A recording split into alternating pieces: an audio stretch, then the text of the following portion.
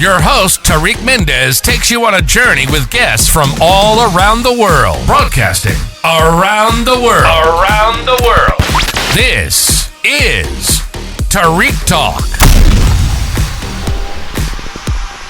So you mentioned that this was a tray that you had to source. This is an actual prison mirror. Oh, mirror. Okay. Yes, a mirror.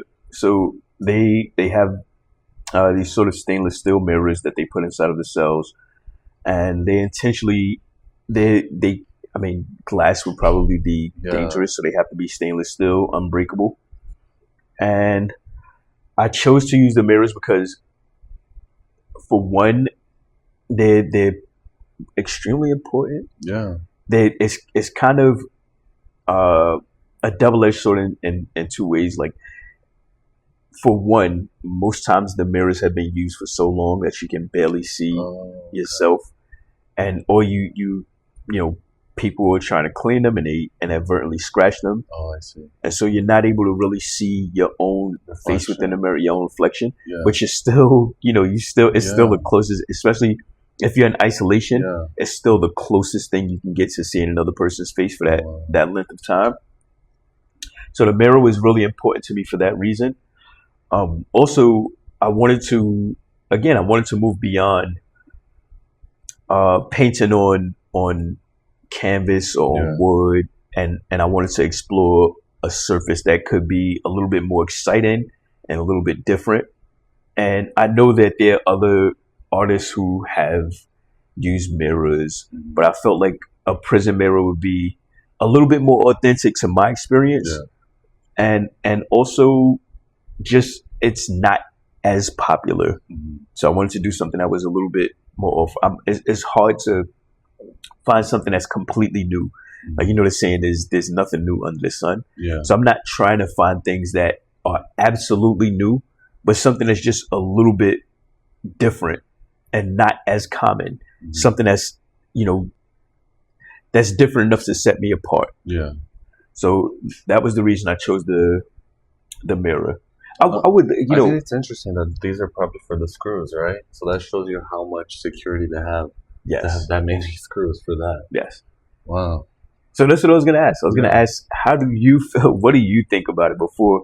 Because I feel like a lot of times now, people come in, and they're kind of, they stop and they're like, I like this, I like that, I like this, but I haven't yet been able to see what other people think about it so far.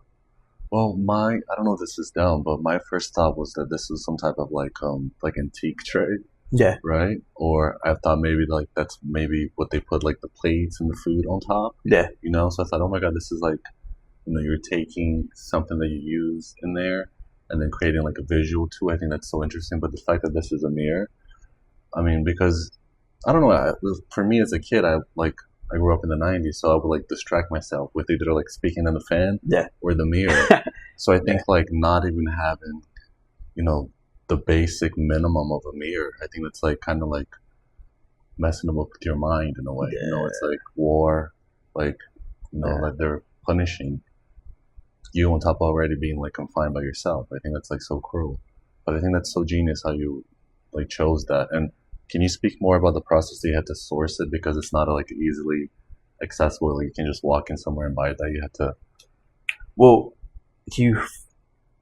for one, you have to find someone who was formerly in law enforcement, who has the credentials to be able to purchase it, or you have to find someone who has them for like. So, for instance, my last series was someone who knew someone who had the credentials and they needed to work on a film, so they were able to purchase them from the person who could get them, and then they worked on the film, and then I had to wait until the film was done and then purchase them from there. But then they also, I think because they're so difficult to purchase, because they're restricted to those people, they tend to like bump the price up. Yeah. So you end up paying like $150 for a piece of steel. Wow. You know, like That's But crazy. it's more about the accessibility of it. Yeah. Oh, 100%. Yeah. Yeah, or being aware of it. Yeah.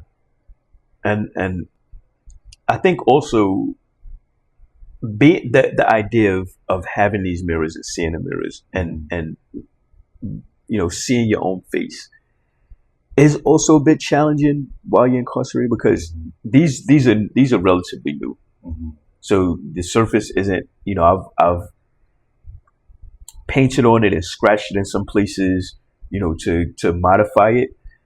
So, but when I got these, they were relatively new and they're really neat and clean. But when you're in prison, again, they're usually damaged. They usually, then so you don't know what the history was. It could have been someone who was upset and they hit it with something, and then it's bent in a certain area. People are trying to clean them, so they end up scratching them. So they, when you see your face in there, it's distorted. Mm-hmm. So there's also this feeling of questioning, if whatever you're going through emotionally, you're looking at yourself in this mirror and you're trying to find yourself. You're trying to find your reflection as well as you can. And then you see these distortions and these marks and these scratches and everything, and it kind of, it's kind of disheartening. It's kind of depressing, but there's something to it. And then this kind of goes with this? No, these are actually separate? separate. Yeah, these are actually separate. Thank you for listening to Tariq Talk. Follow Tariq Talk on all social media channels and check out the video interviews online.